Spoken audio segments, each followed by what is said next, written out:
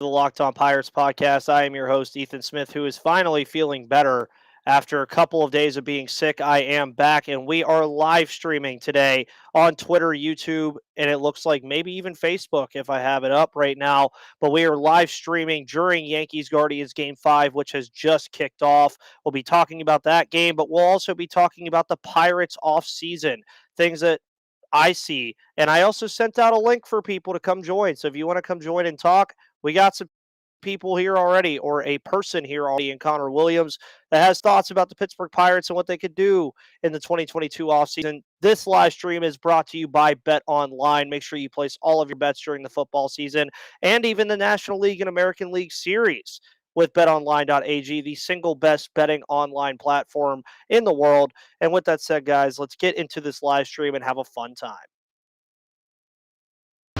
You are Locked On Pirates, your daily Pittsburgh Pirates podcast. Part of the Locked On Podcast Network, your team every day.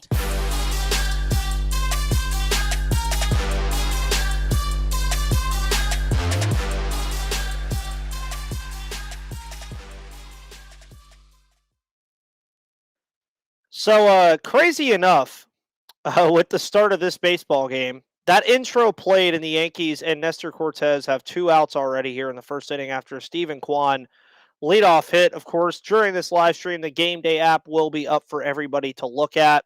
You're more than welcome to give your thoughts, opinions, anything you need to give on. But we're going to bring in Connor Williams, a guy who, obviously, as you could tell by the shirt, is a Pittsburgh Pirates fan. Part of one of the fun groups, unfortunately, of course. But, you know, we're all Pirates fans here, and this is the good baseball that we get to watch this year, Connor. And oh, Jesus.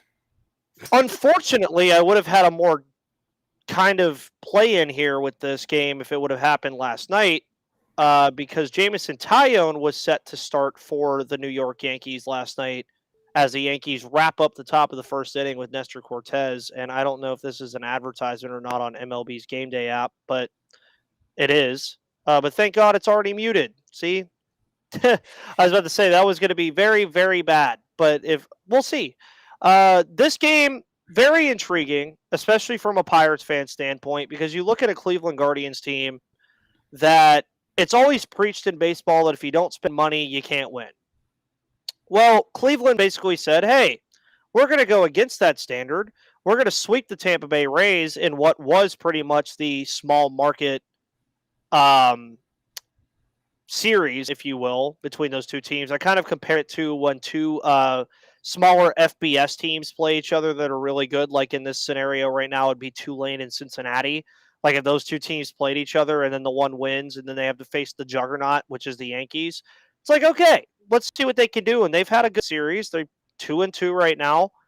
Game 5 in New York, which was supposed to be played last night. I'm not even going to maybe we'll get into all that stuff later, but the amount of stuff that was going on with Game 5 last night being postponed was absolutely nuts. But as Pirates fans, it has been 7 years since we've seen this team in the postseason. But right now is starting to feel definitely a lot more optimistic, I would say, with this Pirates team than it has in the past couple. Like 2021, we already knew this team was going to be awful. This year, we knew this team was going to be awful, but there was going to be things to look at. Connor, where are you personally? Because I love asking Pirates fans this because everybody hears my opinion. And then you guys drop your comments and everything and stuff like that. And I understand it. My opinion on this is, where do you stand on where the Pirates look into 2023 with having nothing yet, obviously? But before they even do that, let's say the Pirates shockingly did nothing this offseason. Where would you be in terms of but where would you feel about this team going into 2023 if they made absolutely no moves? I mean, I still wouldn't feel good about it. I mean, this organization is going to have to be, like, the team is going to have to prove that they need additional help for them to really add in a significant way. That's how I feel, in a significant and meaningful way. I mean, they're practically being forced off of a cliff just to add a real first baseman to the roster. Because as it stands right now, they literally do not have one. They have to add externally because Mason Martin isn't it, and Nunez isn't close. I mean, Nunez could theoretically be on the team next year, but not for opening day, for sure. And who knows if he's going to actually be, any good. Well, and you already know that the Pirates, based off of what we saw with O'Neal Cruz this year, that we will probably be not seeing a lot of these younger guys. We're not seeing Priester. We're not seeing those guys until the Super 2 dates. And I agree. Sorry, I'm also tweeting out something right now. Because anybody that would like to join up and give their thoughts on this team, under reason, of course, is more than welcome to. I think the most frustrating part I have about this is that there was kind of no reason for them to be as bad as they were. I kind of understand them not really caring about building a playoff roster at the moment. That's fine. For the situation that Pittsburgh exists in, with the guy funding it, as we all know who that guy is. Oh, yeah, we don't have to mention that guy. Yeah, I don't really feel that bad about them not, building a playoff roster this past season. Because, I mean, with the funds that they have, trying to, plug holes when you don't really know where the long-term holes are, maybe isn't that smart. But they didn't have to be as bad as they were. And there were certain areas of the team that it was genuinely detrimental for them to be as bad as they were long term. Yeah, and I agree with that 100%. And I don't understand why the bullpen was anywhere near as atrocious as it was. I've seen people mismanagement. Well, that too. But the other problem is I've seen people say stuff like, "Oh, well, if the bullpen didn't get hurt down the stretch." Well, the problem with that is that there were really 4 guys in the bullpen that were any degree of competent. And once you got past that, there was just nothing there. Yeah, and I would assume you're saying those 4 guys are probably Bednar, Crow. I would even throw Yuri in there before he got hurt. Yeah, Yuri. I would throw Yuri in there. And people won't agree with this one, but Chase DeYoung, dude. DeYoung was all right. It felt kind of inevitable there was going to be a fall off at some point. There was never oh, this is a lockdown for sure every time he came into the game, but he was good. I mean, yeah. I can't rag on results.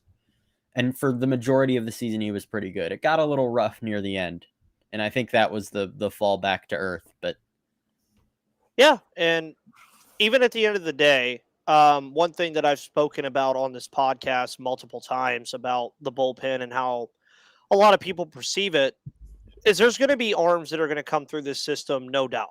I mean, there really are. Right. There are always guys. But you can't have a 10-man rotation. It's one of those things where it's okay, on the surface, it looks like they don't have any bullpen help. Would people be opposed to JT Brubaker moving to the bullpen at some point when Quinn Priester and a lot of those arms are ready? I would say no. The guy can throw 97. He can put command on his fastball. He has secondary pitches. You're going to see guys like Zach Thompson, JT Brubaker, Bryce Wilson. You saw it already with Will Crow. You're going to see these guys eventually switch back to a bullpen role, which will inherently, of course, make the bullpen better because we won't be seeing guys like Johan Ramirez and Heath Hembry, Eric Stout, those kind of guys. Yeah. You won't be seeing those guys anymore because they're just not going to have a place here. And that's where I think, personally with me, I think you even, Connor, probably listen to this pod pretty often. I listen occasionally. I'm very patient with this team because for the first time since I've hosted this podcast, because I'm at my 2-year mark now, or right around that time where I came in the 2 years. Immediately when I came into this podcast, Joe Musgrove got traded, Jamison Tyone got traded, and Josh Bell got traded. So for the first time since I've hosted this podcast, it does feel that there's a certain optimism there because, I mean, you do have real guys on this team that you can look at that you could say are, I would say, very viable pieces. Ke'Bryan Hayes, obviously, you extend him for 8 years. He has a little bit of an injury issue right now, but I think that'll get taken care of. O'Neal Cruz, Rodolfo Castro, Brian Reynolds for the time being. Go check out my last episode before I came down with a sickness about the one big question about Brian Reynolds and how I thought about him and what he could be about in terms of extending him or keeping him. Also, I mean, you look at guys like Jack Sawinski, who, of course, had his rookie struggles, but the guy hit almost 20 home runs. You'll take that. There's a lot of different pieces here that I think the Pirates have that are welcoming for the future, but we've said that plenty of times over the last 2 decades. I mean, there's been times where, I mean, you look at Jason Bay, he was a promising guy. Andrew McCutchen even took a year or two to get acclimated to the major league level before he won MVP. It's a patience game, but I don't blame Pirates fans or listeners of this podcast for eventually getting tired of being patient when we watch a team like the Cleveland Guardians, for example, who are playing in Game 5 of the ALDS with around the same payroll, a little bit higher, but virtually in that same kind of demographic of the payroll. Right. And I think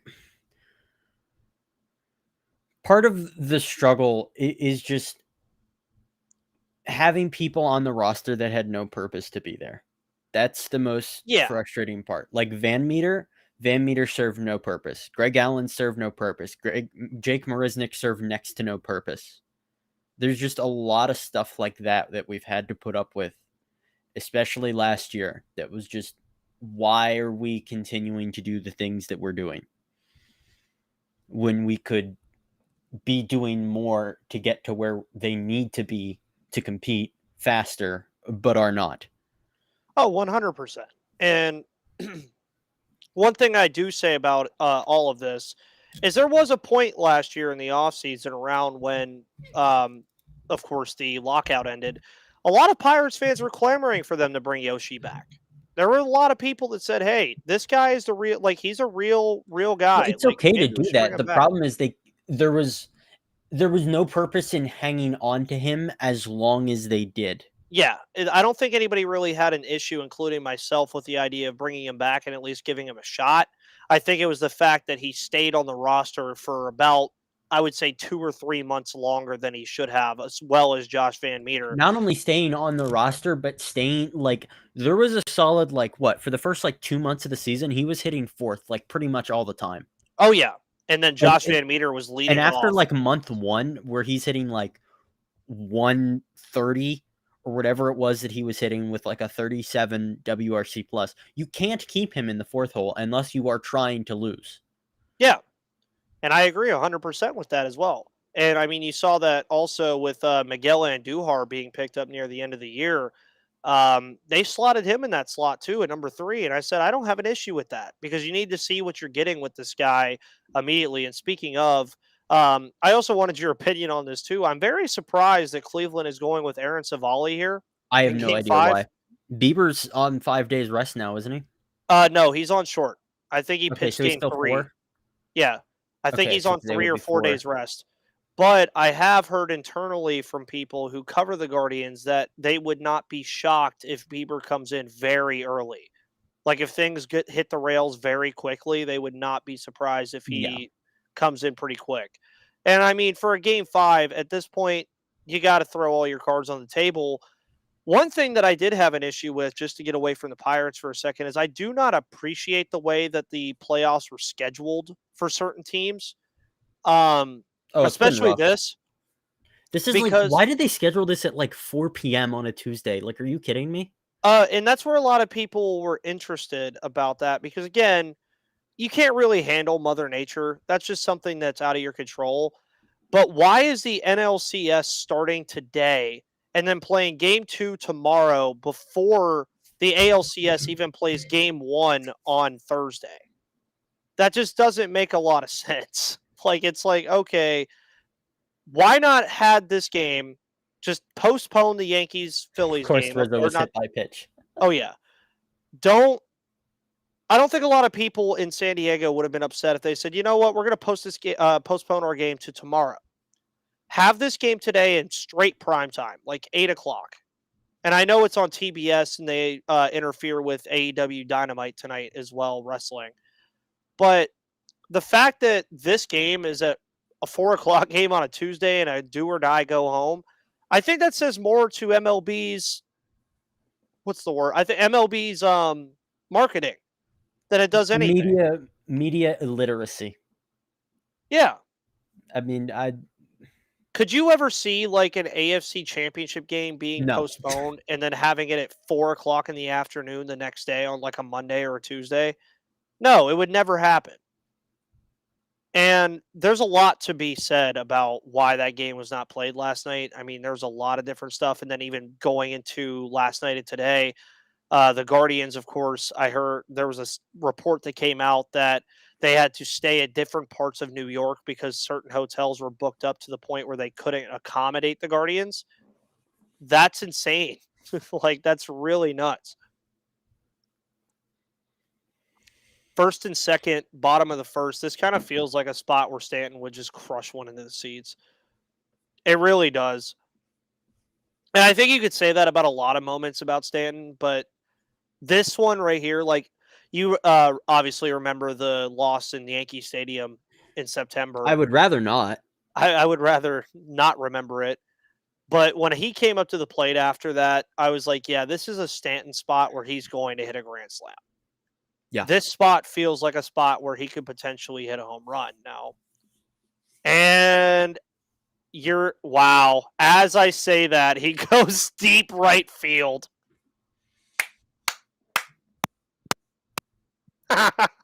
Wow. Guys, it's almost look at that. Yeah, Dave's like, gosh, you just called it. Oh my God. Oh my Lord. Okay, well, Connor, I didn't expect myself to actually be right on that there, but I guess I had a hunch. I mean, you want to give me lottery ticket numbers? Yeah, I might need to give you lottery numbers here. Oh my Lord. Yeah, I mean, he left it in a perfect spot for Stanton too. That's insane.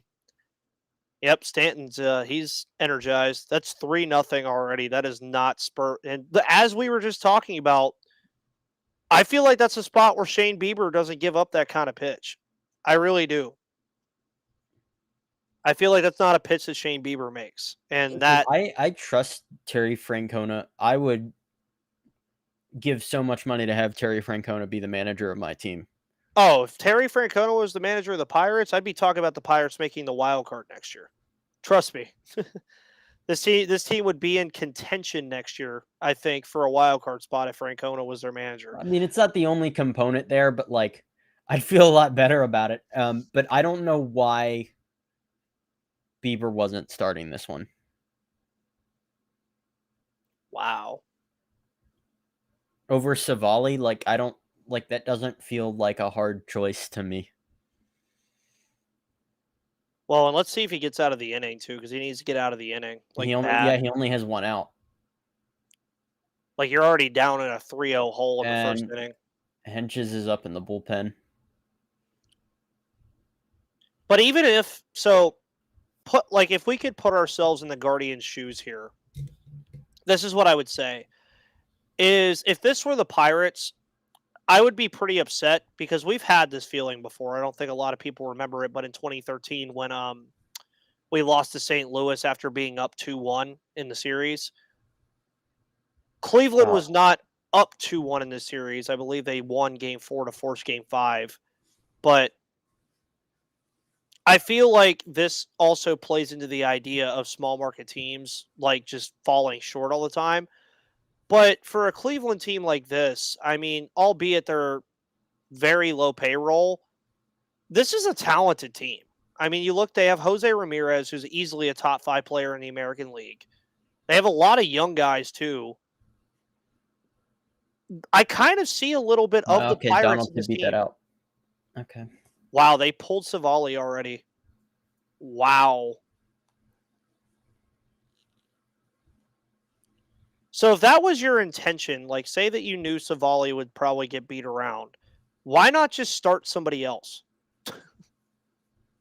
Yeah, if you're willing to pull the hook so early on Savali, like you can start Bieber under the implication that, all right, even if like we're not going to mess around and let you go deep into this game, like no matter what. I just don't understand. Yeah, and that's what I just said. I said Savali gets beat around in 1/3 of an inning and gets pulled. Why start him with such a short leash? Because, I mean, when you're going into a Game 5, I get having the idea of a short leash. But, I mean, the guy got one out and gave up a three-run home run, and you just pull him like that after Donaldson beats out a weak ground ball. That doesn't exactly speak well. But for everybody listening to this today, here on this live stream, if you want to bet on this game for whatever reason, make sure you go to betonline.net. BetOnline.net is your number one source for football betting info this season. Find all the latest player developments, team matchups, news, podcasts, and in-depth articles and analysis on every game you can find. And as always, BetOnline remains your continued source for all of your sport wagering information with live betting and up-to-the-minute scores for every sport out there. The fastest and easiest way to check in on all of your favorite games and events, including MLB, MMA, boxing, and golf. Head to betonline.net or use your mobile device to learn more, and BetOnline is where the game starts. And I'm sure BetOnline, of course, does probably have some live bets right now. I don't know what those would be. I guess Yankees money line minus 800, which would make you like no money, but sure, go for it. So You know who I really wanted, looping back to the Pirates a little bit while we're in commercial. who did you I really want? I really wanted Wilmer Flores. I was talking about this for most of the season, and I really wanted Wilmer Flores this offseason, and they extended him. Yeah, I saw that. Which I thought he was a really good fit. He can play first. He's right-handed. He hits righties. He hits pretty well. He's not expensive. He just felt like a really good multi-year fit for this team. But it was probably a little naive of me to like think that the Giants were going to let that guy walk. Like as much as like not unimportant as Wilmer Flores is, he is a good player and he is affordable. So like realistically, the Giants were never going to let him walk. Oh, no, and that's the Giants' way. They keep the guys that are affordable, let the guys go that are going to want a lot of money. A la Chris Bryant this past Right. offseason. And the Pirates, in a similar sense, were like that when 2013 through 2015 came around, as they kind of just rode the wave of team control. And then when it came time to pay guys, they were like, well, goodbye. Yeah, don't know what we do at this point. This is very interesting that Hentage comes in, especially against a righty in Cabrera. Like, I would have went with Savali at least one more time. But also let me look at the Yankees lineup. Bader is next. But at this point, I feel like the best case scenario for a player that I could actually see happening is probably like Will Myers at first base. I wouldn't be mad with Will Myers as Hentage gets a K off the bat. Wow. I wonder how deep they let him go. Will Myers would be fine. That's like the best option I can see happening. But like realistically, I think we're probably talking about G-Man Choi or like Jesus Aguilar. And I think the worst case is Bobby Dahlbeck. That's the one that I really don't want. And I've also been talking about that for months, that I abhor how much Bobby Dahlbeck feels like a future Pirate. Especially since Charrington used to work with the Red Sox. Yeah, I could see it. I mean, that's not even why. It's just like he feels like a future Pirate. He's the odd man out of a first base situation in Boston that's already kind of not very good. Because their options for going into next season, assuming they do nothing in free agency at first base on the depth chart, would presumably be something like Eric Hosmer, Cassis, then Cordero and Dahlbeck. And Dahlbeck's been there for a few years now. I think he's probably at the end of his rope. I think I'd imagine he's probably going to get non-tendered or DFA'd or whatever this offseason. I can't imagine he like is on the opening day roster for them. And it just, to me, assuming the Pirates do nothing else, it feels like an inevitability that Bobby Dahlbeck is going to be a Pirate. I've just resigned myself to it. Well, we'll keep this in the receipts if he does eventually end up being one. Which, I mean, I had no issue with Michael Chavis here. I mean, obviously Michael Chavis was not going to be like the reason that the Pirates are going to contend anytime soon, but high energy guy. As you mentioned in the case of Bobby Dahlbeck, Chavis was a lot like Dahlbeck in a sense of he was just the odd man out. I thought he did fine. And I mean, if He Dahlbeck was was on terrible. terrible in a certain sense. He had a 261 on base. He was terrible. Just to put it bluntly, he wasn't it. I mean, Yeah. we dealt with Yoshi Tsutsugo and Van Meter at first base for most of the year. Chavis felt like relief, but he wasn't. I feel like he also felt like relief just because of his attitude. Like Yoshi and Van Meter didn't have any like Oh, they were dead on the inside Yeah. by a couple months into the season. there was like no swagger there. There was no like, oh, like I'm gonna at least look like I'm making an effort. At least Chavis, and that's why I said I was okay with him for the most part. Chavis was also a much better defender than either of those Oh, guys. 100%. Which was the real thing that made him more watchable than either of them. Aside from being just like, despite being still a kind of terrible hitter, being a better one, was that his defense was actually legitimately competent. I'm not going to go as far to say good. Some people will tell you that it was good, but it was definitely competent. For anybody wondering, by the way, this first inning of this game has lasted now 27 minutes. Yeah, this has been going on for a while.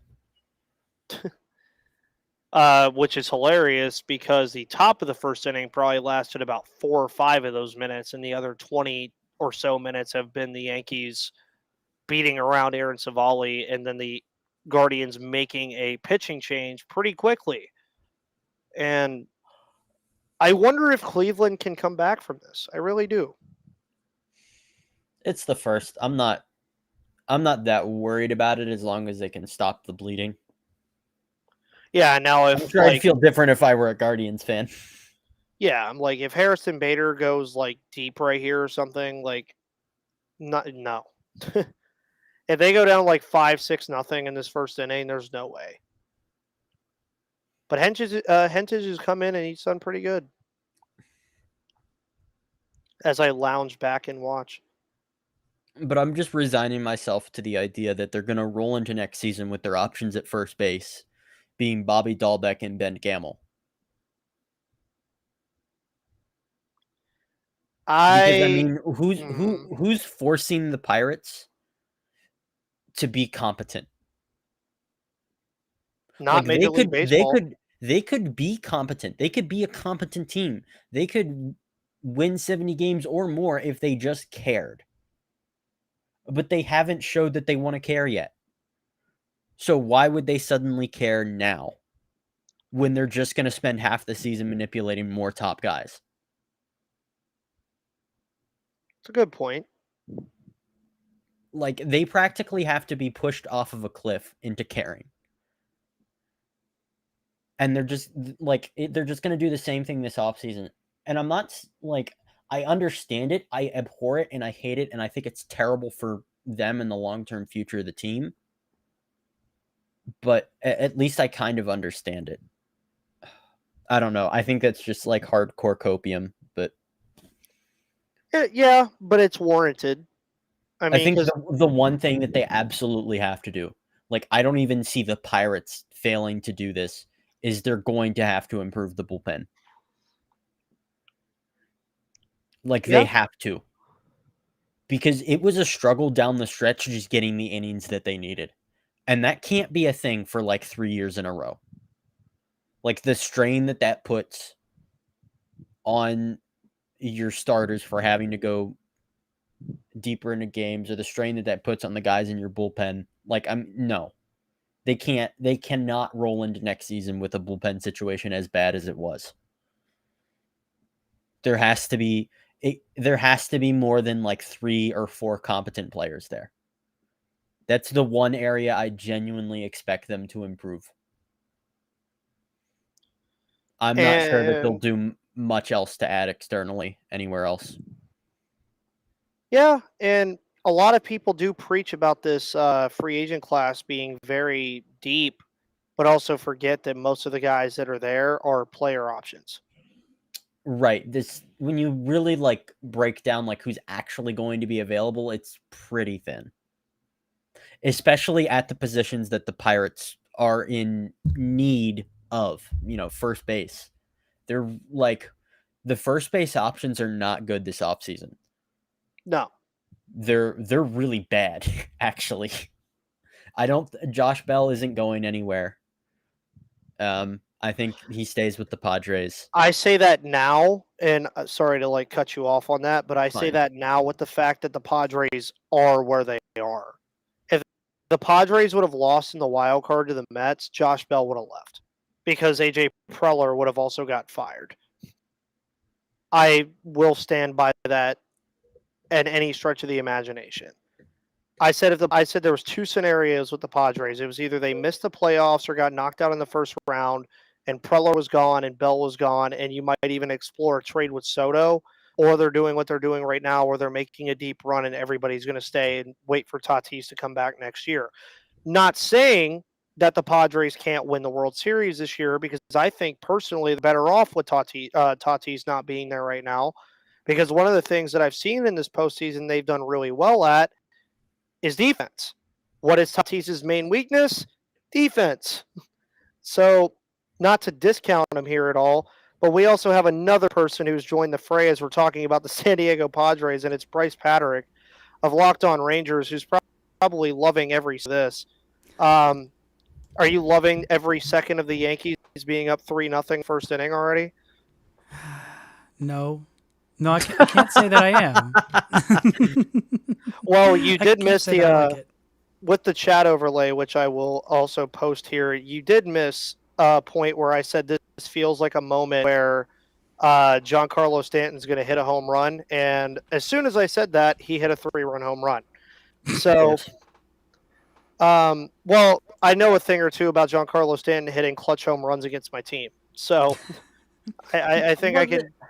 Was it really clutch? It was against down the stretch Will Crow. It was more of an inevitability. That is very true. With no outs after he already loaded the bases. Well, and now that Bryce is here, this is also a good time to bring this up as well about the offseason. Is I wonder how much the offseason strategies for teams are going to change in the fact that they're not only playing National League teams anymore. Like, they're going to be playing every team. Now, of course, with the DH being universal everywhere. It changes anything. Especially because the DH is universal. Yeah. I'm not sure. Well, in what way would you... Just in the sense that I don't think teams are going to focus so much on getting players they think would help defeat their division teams because there's less division games. Okay. So I feel like, you know how certain teams would be like, oh, well, we know this guy dominates the Cardinals. We're going to pick him up. Oh, my God. They're doing sorry, I got off track. They're doing the rock the baby, who's your daddy thing. Oh, Lord. Oh, my gosh. People are so sensitive. Yankees especially are so sensitive. My goodness. Oh, we were talking about this earlier where we were both so happy that the Mets lost in the playoffs because the he thinks he's him memes. That's literally the Mets. That is the Mets through and through.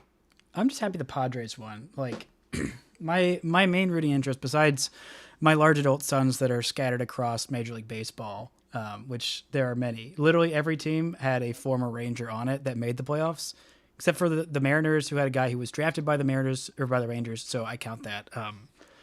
But like, I'm just cheering for teams that like give a crap and like try. And that's why I'm like so all in on like the Padres. And so am I. Somehow the Phillies also did that for some reason. I don't know why they did, and they did it really weirdly, but they did it and it paid off. And I think that's awesome. I thought there was no chance that they were going to have like sustained success this season because like looking at what some of that team's problems were last year just were not addressed coming into this year. Yeah, just like let's go get some more boppers and make the defense let's just even go get worse some somehow. more bats, which just made and make the defense worse and also kind of do really nothing of real significance to help the bullpen. Yeah.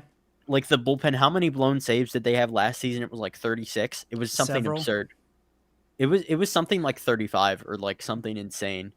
Dude, Nestor Cortez is on a burner right now. Jesus. Yeah, he's nasty. Oh, nasty Nestor. I tell you, it's the mustache power. I think if Joey Gallo grew a mustache while he was there, as opposed to just going full clean shaven, he would have, surpassed Aaron Judge numbers. What are the Yankees gonna do if Aaron Judge is like, I'm not gonna resign unless you let me grow a beard?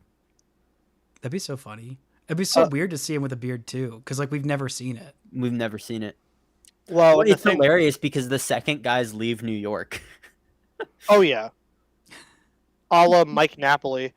Oh yeah. Mike Napoli had the Former biggest Ranger beard great. ever in Texas, and then all of a sudden he goes to New York, and it was like, oh, like this guy actually has a face under there.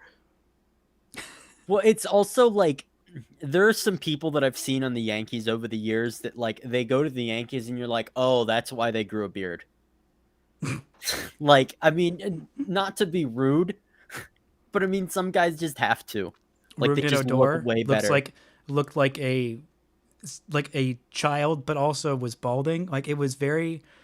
Right. It was very confusing and off-putting seeing both him and Robinson Chirinos like without beards, and then like Drake Gallo goes out. I'm like, okay, no, this is all wrong. Stop taking the players that I like. Stop doing that. Also, do you have any thoughts on the Guardians' stupid lineup construction? I talked like with Jeff like 1 second about this, but they're having Andres Jimenez, who was their second best hitter outside of literally only like Jose Ramirez was better than him. And they're having him hit 7th. What are they doing? Like, what are they doing? I mentioned this earlier that I trust Terry Francona with my life, but like I don't understand like some of the stuff that he's doing today. I mean, like, if you want to get really extreme about like his last 7 games, I don't know if this includes the playoffs, but he's got like he's hitting 154 without any extra base hits, and he's got 12 strikeouts and 26 at bats and literally 1 walk. So, like, Well, but we could also get into the fact that Aaron Judge is like 1 for 14 in the ALDS right now. we can. Somehow I that mean- was the most interesting thing that happened to my team in the last week of the season. I'm just happy Pujols 700 or Judge 62. Neither of them happened against the Pirates, and I was convinced that they were going to. I definitely, Especially Pujols 700 with the 6 games against the Pirates to end the season. yeah. That felt like an inevitability that like 700 was going to come off of Bryce Wilson. Well, and I also remember that JD, host of Locked On Cardinals, me and him predicted that it was going to be October 1st because it was Yadier Molina bobblehead night. So he said that Albert Pujols was going to hit 700 on Yadi's bobblehead night to take all the shine off of him. But I also thought that was going a different way, Connor, because I thought you were going to say you were happy that Zach Campbell didn't catch either of them. I'm very happy about that. Now, the Judge one was more interesting because I hope that Blue Jays fan is okay. Oh, Like, dude, no. There's nothing you can do except just be sad for the rest of your life. It's over. Well, I mean, a life of yeah. heavy drinking is in front of you. You could have Well- caught Judge 62. His and name then is you- Frankie Lasagna. Of course, there's a lot of heavy drinking in front of him. Yes. Is that actually his name? That's really his name. He has an Italian That's restaurant. insane. It's His absolutely name is Lasagna. Uh huh. That's not a real person. And he's That's from an New alias. York. That's an alias. I mean, probably, but like, still, it's still an amazing alias. I feel like at this point now, because I was talking about like how bad the Pirates have been since I became host of this podcast, Bryce. Maybe I should have an alias at this point. Like maybe I should just change my name. Now, what I also was bringing up, Bryce, and I wanted your thoughts on is what do you feel about the NLCS Game 1 happening tonight, the same day that this happens? Like, it's really weird.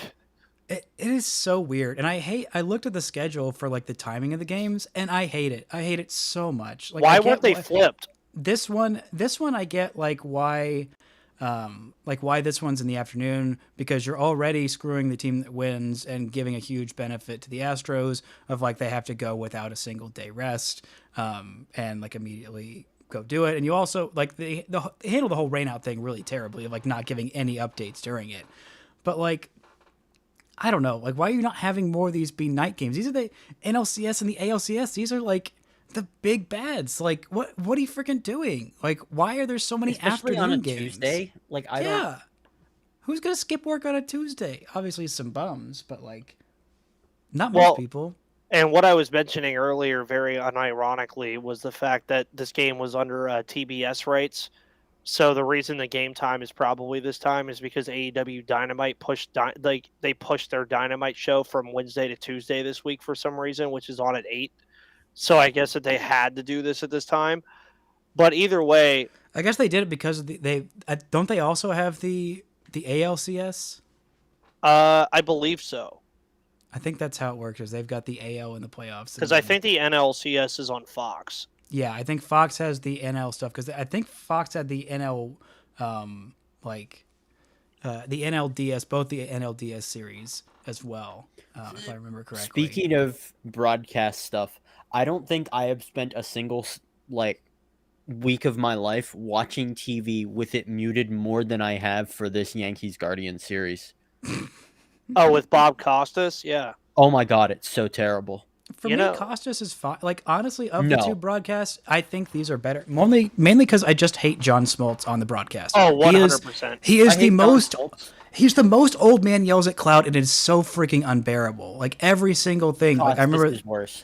Because Costas does, like, the cliche announcer thing where he never lets a moment breathe. He just won't shut up.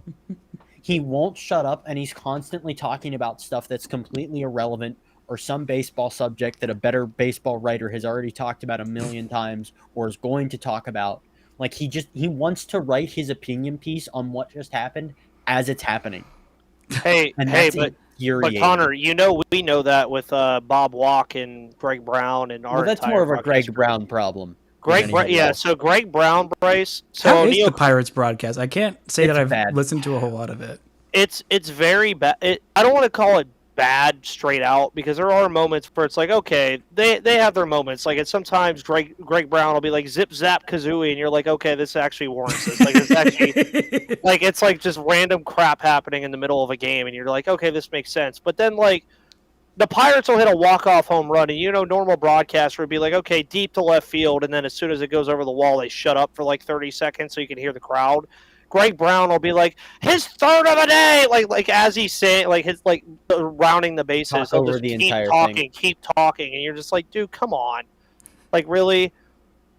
And then you of course remember, Bryce, my largest episode ever, the hodgepodge of nothingness thing. The next day he couldn't stop talking about it the entire broadcast. Oh, yeah, I knew going into that game it was going to be the most insufferable thing of all time. Like, the entire broadcast, he talked about Dennis Eckersley, and we were like, dude, we do not care anymore. It happened yesterday. Like, just get over it. Because I hate to tell people this. And where is he wrong?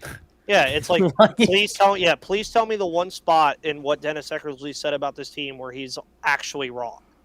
They have a small amount of service time in the major league level. A lot of the guys that were on the team at the time were useless, and the team just doesn't look good.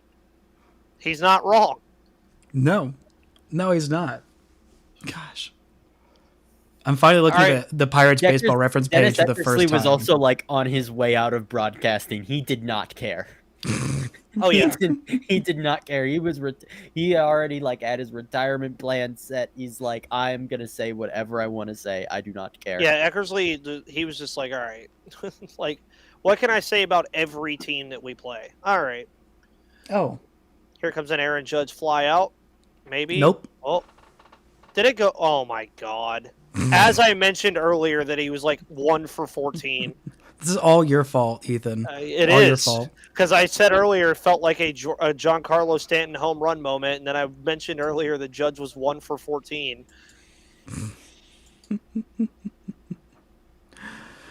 Oh my gosh. Well, in this little league ballpark, it's not too hard to put the ball over the fence. It is such a crap ballpark. I mean, they can't even afford a roof. Like, what poverty? Roof people need to go jump off a cliff. I'm tired of hearing it. I will not. I will not jump off a cliff. People that need to talk about, oh, you need a roof. You need a roof. Look, it's any excuse to clown on the Yankees. Are you gonna badmouth me for clowning on the Yankees? No, I'm not saying it's anybody else. On a lot of good ballparks too, because there are, and I'm not clowning on them. Not Petco. Pittsburgh, whatever the name of it is. No, God. See, here the secret is you don't put your ballpark in the middle of like a concrete nothingness. and then you don't need a roof. Yeah, but how else are you going to get the gullible taxpayers of Arlington, Texas to pay for half your stadium? Yes, Bryce. I want to feed into this. Oh my feed God. into this because No. Globe Life is so much worse than the old Rangers. No, it's Stadium. not. It is. Okay, Well, I'll you give you kind this. of I need- went there okay. for the first time this year. Like, it literally took me this long to go actually visit as a fan and then in press box. And, like, you know what? It got a lot of deserved crap. But honestly, like, it's fine. And, like, Texas really needs a roof. Like, I can't tell you how many August games I went to. Like, the old ballpark, the main flaw with the new ballpark is that it's not the old one. And you have to look right at the old one and everything that happened there. And, like, remember how the Rangers used to be good, and they've done nothing in this building. There's been a lot of history. Like, that was kind of the whole talk the last week of the season. Like, there's been a lot of history. There was the, COVID World Series there. There was the perfect game. There was the Padres' first ever no-hitter. There was the Aaron Judge home run. Like, and none of it's Rangers history. Like, none of it. It's all history from other teams. They've been trashed the entire time. Well, and I feel like even in Pittsburgh, and I'm sure Connor could speak to this a little bit too, is like when Three Rivers was brought down, everybody looked at Heinz Field and PNC Park and was just like, "This is weird." And now it's called Acrisure Stadium, which Stadium. which Tom Brady is 0-1 at Acrisure Stadium. I just want Let's to go, throw that out baby. there. Let's go. But that was a weird moment with it too. And I mean, I'm not against domes for baseball stadiums, but we've definitely had the bad Depends on ones. location. Like you look at Minnesota, and Minnesota had the old the Metrodome. Yep. Mhm. That place was awful. Like you look at it in a microcosm, and you were like, "Oh, it's kind of cool," but then you like read up on stuff about it. It was terrible. No, it wasn't. It was. Their new ugly. Target Field is awesome, though. Target Field is beautiful. Oh honestly. yeah, I've been to Target Field. It's in a perfect spot. I want to go there, but like the thing with Texas, like the reason they made a new stadium is because it was going to cost just as much to like put a roof on the old one as it would be to build a new one. They're like, screw it, let's build a new one, and it's like, okay, why not?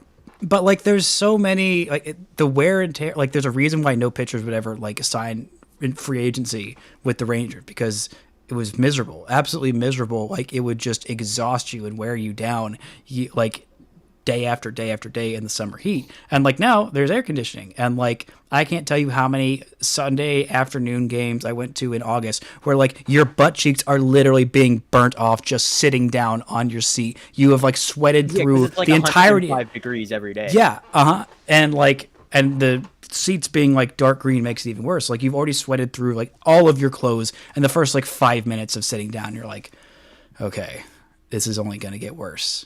This Eagle, sucks. can you turn my camera off for a second? I need to go do something real quick. Yeah. Boom. He's all good. All right. Well, what was also funny is I was going to stream this for like the first, like, I thought about doing the whole game. We'll see. But I was like, it's either the first 3 innings or the whole game. And now that the first inning took 30 freaking minutes, I'm like, oh my God. Like, we're in the, the top of the 3rd inning now, and I've been streaming for 48 minutes. Oh my gosh. Hey, I want to get your thoughts. You talked about some free agency stuff. What do you think?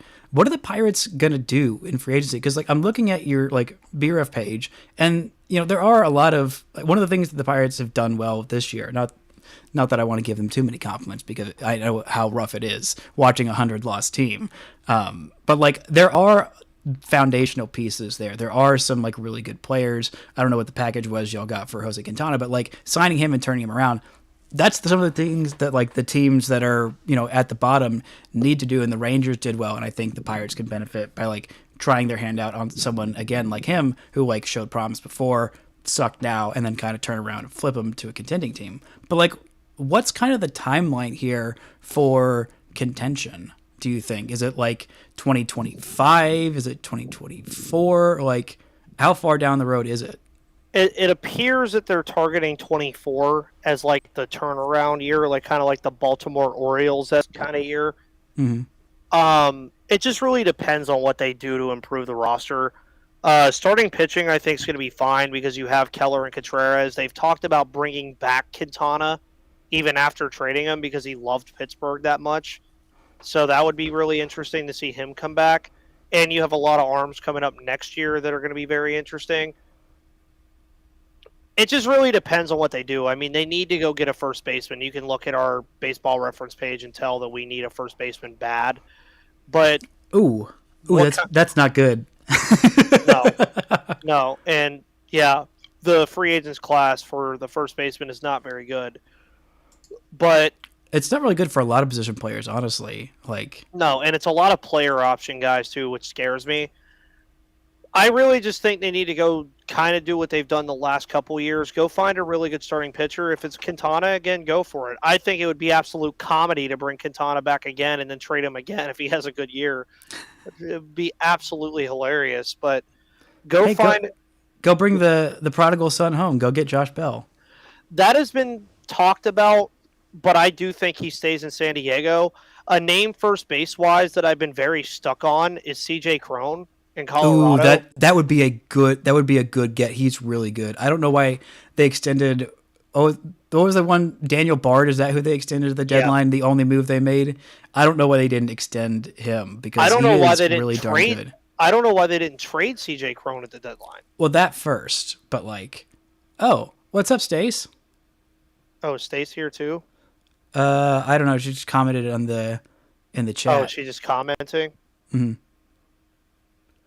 Yeah. Hi, is there any world where the Pirates go and make some even mid money move for somebody, not obviously probably not going for a Carlos Correa or I could see a mid-market move happening for pitching. I think that would be a good upgrade because there's a lot of starting pitching on the market this year. The Rangers are going to have to sign a lot of it. Bats. There's more pitching than by bats. Far. For bats, it's really going to be minor moves that are of no real consequence. There's the most obvious hole the team has is first base. They're going to re-sign Roberto Perez to be their primary catcher at least until either or of Endy Rodriguez or Henry Davis have hit Super 2 and are ready. I have a thought. That's the only place that they're actually going to be seriously forced to add externally as a bat. I have a thought on first base, and slap me if I'm wrong, but what about Justin Turner? He had an awful first half, absolutely awful. And it seems like the Dodgers are going to have to spend a lot of money to get Trey Turner, and they're going to look for some marginal. I mean, Muncy was the guy who played third base for them the most this year, and Turner had a monster second half. I don't think he did anything in the playoffs, but why not a 1 year, 2 year deal? And if he does well, then you could flip him at the deadline to a team that needs a first baseman /DH. Is he actually a free agent, or is he on some player option? No, he is. He's unrestricted, I believe. Oh wait, no, I'm looking at. Never mind. It says It says club option for 16 million. There's no way they pick that up. No, they are not picking that up. They will. Definitely I would doubt not. it. Market value says 8.6 million according to Spotrac or Spotrac or whatever. If we're going into if we're going into what I think, oh my God, what was that? Oh yeah, well, Stace just said she can't curse, and I see why on this podcast. Yeah, he's hurt. Yeah, that did not look good. Oh, I looked away. Oh, that's not good. That did not look good at all. Who? Tis I'm behind. That was it looked like Cabrera. Oh, is it? Or is that Aaron Hicks? That is not Aaron Hicks. Wait, who's 30? That's got to be Cabrera. Is Cabrera 31? Oh no, that's Hicks. Cabrera ran into him. Yeah, that was Donaldson. It looked like Donaldson, Hicks, and Cabrera were all going for. Yeah, Donaldson pulled off. Cabrera is calling for it the whole time, but so was Hicks, and that kid's got to get out of the way there. Ugh. Is Kiner Falefa playing short today? Nope, he's not playing at all. That's Cabrera's playing short. Yeah. Much to the who probably should have been playing for much longer. Yeah. He probably should have been playing shortstop about 2 months ago. They should have been having him there, and then IKF if the Yankees want a shortstop. Can I offer you Kevin Newman? Oh, we've offered them Kevin Newman for the last 2 off seasons. But if we're gonna I'm be st- technical here, Bryce, Kevin Newman had like the third best OPS on the Pirates this year. Oh So, my god, are you don't wanna kidding talk- me? Yeah, no, it's sad. Oh, that's bad. Oh, but Oh, he's no. also like our second best defensive player behind Key Brian Hayes. So I was like, I'll take this. how is O'Neal Cruz at shortstop? He might It needs work. He's the weirdest guy I've ever seen in baseball. Like, he reminds me of Joey Gallo coming up because they were both like way huge. Joey Gallo was a third baseman. People forget this, and he was going to be the heir apparent to Adrian Beltre. I'm glad that he wasn't, because that would have been a lot to put on him. But like, everyone's like, this guy's too big. And, eventually Joey moved to right field and won a Gold Glove there. Actually, I think a couple of Gold Gloves there. But like, is he going to stay at shortstop? Because like, They're going to. They're going to keep him at shortstop until his That's awesome. defense is so bad that it forces him to another position. Pretty gosh, I much. freaking love that.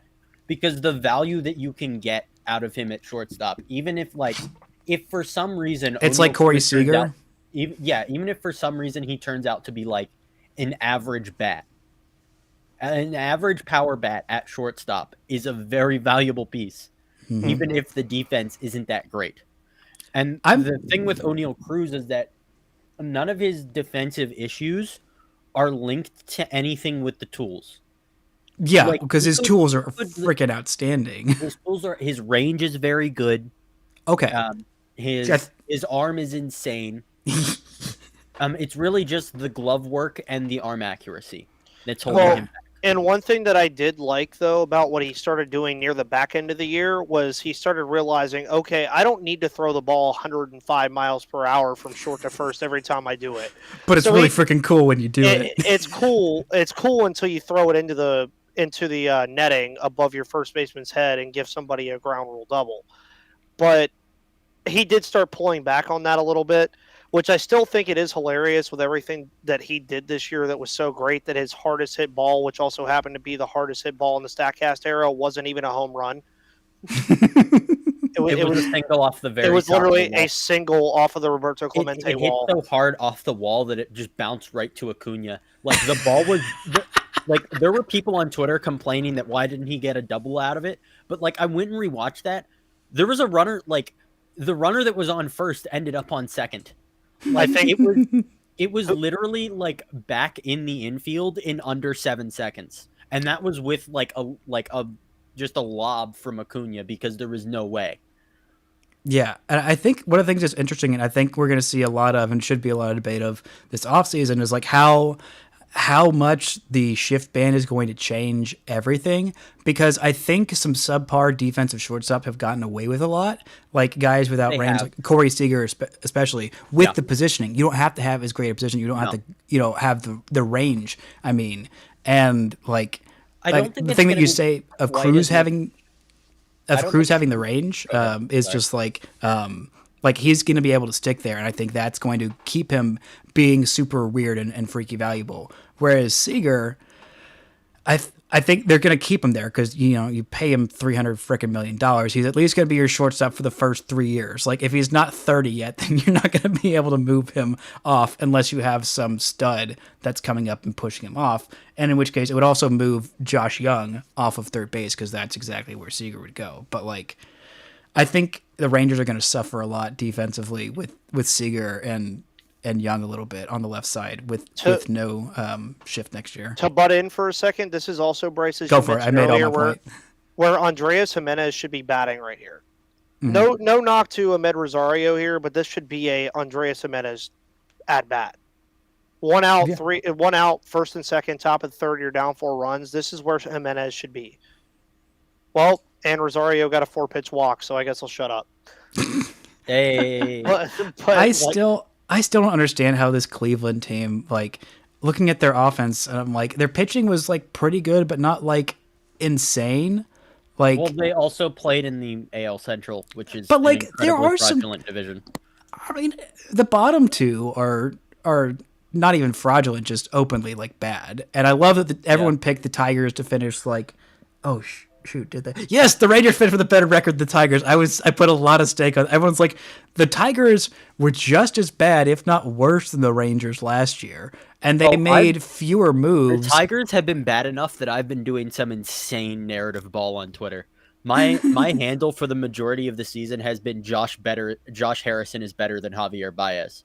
And it's true. Javier Baez has been that bad this year that old man Josh Harrison has been a better offensive threat than Javier Baez. Oh my gosh. Like by pretty much any metric you look at except for like slugging. Yeah. And even that's close. Come on, this J-Ram. Guardians team, like, offensively, it's literally just like Jose Ramirez, Andres Jimenez, and like occasionally get some stuff from Josh Naylor. But Steven like Kwan's all right. Stephen Kwan is such a weirdo, and I love that he is doing things. And like, but other than that, like, there's just really not a whole lot going offensively for them, and I just don't understand. The Paisan is in the bullpen, Jonathan Loizaga. It's not even an Italian. It's not even an Italian last name, but it sounds like an Italian last name when you say it. Jonathan Loizaga. What was that guy's lasagna? Jonathan Frankie. Lasagna. Frankie. It's Frankie, which is Lasagna. even Not more a real perfect. name. Not a real name. And they have Emmanuel Clase, who the Rangers gave up for one whole inning. It's fine. Lord. I'm fine. I'm fine. Well, hey, just also remember on this Yankees team that Jameson Taillon and Clay Holmes are on this team for a combined Roansy Contreras, Miguel Yajure, Diego Castillo, Hoy Park, and Kanan Smith and Jigba. So, which a couple of those guys have panned out, but I'm higher on Smith and Jigba than most, but I love CSN. Wait, is that guy related to the He's Smith? his brother. Okay, because they're both from like the Dallas area, so that's why I was like kind of aware of them. That's cool. Yeah, So he's Kanan related to Smith's Jackson. Jigba thing is that I don't like that dude is jacked, but he has like no game power at all, and I don't know why. Oh, it was like Elvis Andrus. He kind of, I guess, but the other thing, the main appeal is that like his walk rates in the minor leagues are like over 16% at some levels. Dang. He walks a ton. Yeah, no, Elvis Andrus is a guy who if always he looked just had a pretty. little power, I'd feel so much better about Smith and Jigba. I feel that.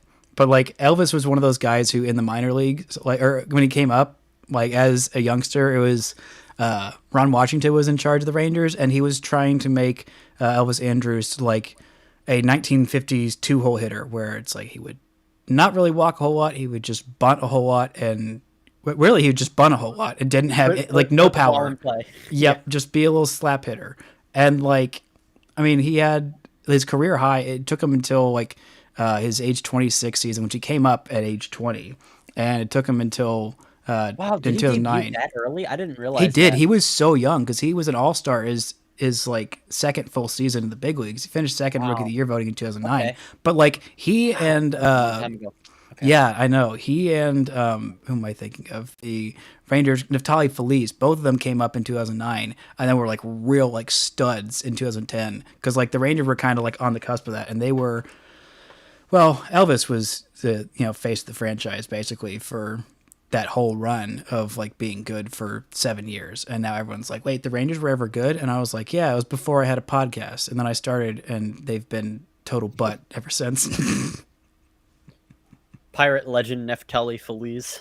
Oh God, that is one of the, like, I did a whole episode like I think last offseason of like 5 things that like just categorically like screwed the Rangers, and like there was like him, like, because he was a starter coming up and he would routinely sit like 96, 98 for like 6 innings in Double-A, and he was just amazing. And the Rangers were like, let's make him a closer, and it worked out really, really well. And then they brought him back into the rotation after a couple of years as a closer. Tommy John surgery, and was just never the same. Just never even anywhere close. He was just kind of like hesitant to like, fully let it loose, and that kind of led to a whole lot more problems.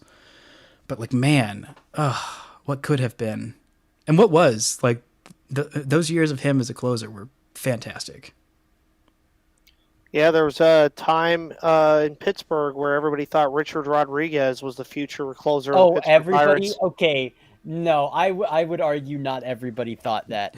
There were more reasonable people like myself who did not think that. Oh, Rich Rod, baby. Rich Rod went from being the closer on the Pittsburgh Pirates and being loved by a lot of people in Pittsburgh to not even making the Atlanta Braves playoff roster after we traded him there. Well, it's because, I mean, you want to know why? Has a I was lot gonna to say do with, we know why. has a lot to do with his spin rates going down very mysteriously in the middle of last year. Yeah, I wonder what could happen with that. I have no idea. God, man. It's kind of hilarious that they did that mid-season because it was so easy to tell who.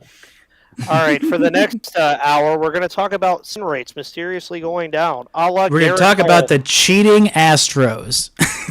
Yes. A la Garrett Cole. Yes, God. Bryce, you see what's up there, right, in that ad that was just on the MLB Game Day app? No. What? I just looked away for a Basketball second. season again, baby. Time for some Luka magic. And on that note of dissing the Astros for cheating and talking about Luka Doncic, Magic. I have got to go and do my laundry. Very fun afternoon. I might hop back on, see if y'all are on when I'm done. Luka Magic. If not, this is a lot of fun, boys. Very much so, sir. Luka Magic. No, I see it. on, I Bryce. see it. I see it. I'm just not saying anything. I would kill a man for Pittsburgh to get an NBA team, but I know they're never going to. The because Pittsburgh it's not Phantoms, baby. Dude, it's not a market Pittsburgh that Thunder. makes sense to expand into. Hey, OKC can come here. We'll No, welcome them with OKC open go arms. send OKC back to Seattle and take them away from their owner they have now. Like Lord. give us back the Sonics. All right, peace out, y'all. Thank you, Bryce. Just a moment, I have to go take care of something. I will also be very briefly back. All right. So it's just me as we go into the bottom of the third inning. And we already have our second Cleveland pitching change of the afternoon. Probably going to stay live through this third inning, and then we'll probably wrap it up, guys. But thank you for everybody that's tuned into this. This has actually been really fun. Might even do it later for the Padres-Phillies game.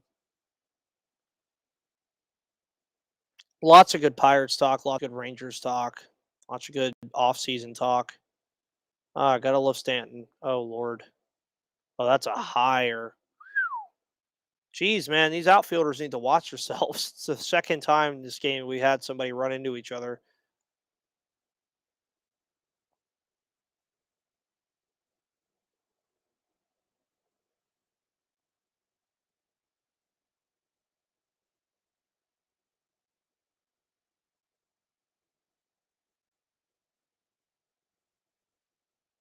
It's Miles Straw and Eddie Rosario there. Or Ahmed Rosario, sorry.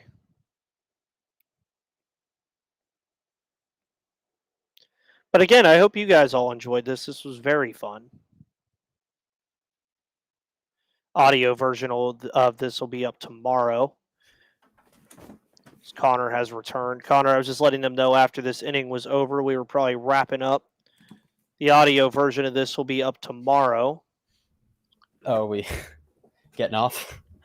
Yeah, I was going to do it through this third inning. I didn't expect the third inning to be an hour and 7 minutes into the into the baseball game. I was going to do it the whole time, but I expected this to kind of be one of those quicker games. But I just love that every Yankees player looks the same. They all have a mustache. Well, it's the only facial hair they're allowed to grow. Well, didn't Andrew complain about that? Andrew who? McCutcheon. Yeah, I remember him. I remember him complaining about it, and was like, "Good job, Andrew." Well, and then a lot of people apparently in New York were thankful that he cut his dreads already, because if he didn't, he would have had to when he got to New York, because their hair's not supposed to be super long either. Oh yeah, they made Bader cut his hair, which I'm cool with because it's Harrison Bader, and I don't like Harrison Bader. Lord Bader, as they used to call him in St. Louis. No. I don't like him because he was a Cardinal. I have no personal I don't like you. But that's how I am with most Cardinals. Oh, I mean, I think you probably get the same idea from me, but I also hate the Cubs more than I hate the Cardinals, so. The Cubs and the Reds are on my hate Reds, list higher yeah, than Reds. the Cardinals are. Cardinals are third, just because I do have an appreciation for St. Louis in terms of how they run their organization, because that's how I wish the Pirates would run. But I mean, there's still a hatred there, obviously, because of the fact of 2013 when the Pirates finally make the playoffs for the first time in my lifetime, quite literally, and then Adam Wainwright just took over. Man, 2 pitching changes in 2 innings. All right. So how do I? Oh yeah, there's a big leave button up there. All right. I am gonna head out. It was fun being on. Yeah, of Appreciate course, it. man. Thank you so much. It was actually Anytime. really fun. It was a good opportunity for me to test out my extremely janky setup because I am using my phone to stream my video feed to my PC. So Hey, a janky setup is better than no setup at all. That's what I always tell everybody. Yep. Do Thank you you, have any Connor. camera recommendations? Actually. No, because I just use my MacBook camera. Okay. Cool. As you can see, it kind of pops out pretty okay, but I do need to get a new microphone because I've been using my gaming headset to microphone for a while, and the audio comes out a little weird. So I have been trying to save up money to get a really nice one. But we'll see how I that would goes. recommend getting something that's front address instead of side address, because if you could get something like this was like $100 XLR mic, and it is pretty good, but like the problem is this, where it's like because it's side address, like it just covers my face unless I bring it down like here. Yeah, very true. So Understand? it's, Yeah. it's better to have it. Well, with that Anyway, said, everybody, thank you guys for tuning into this live stream for the first 3 innings of Guardians and Yankees. Hopefully, Peace. everybody had a good time. Thank you so much.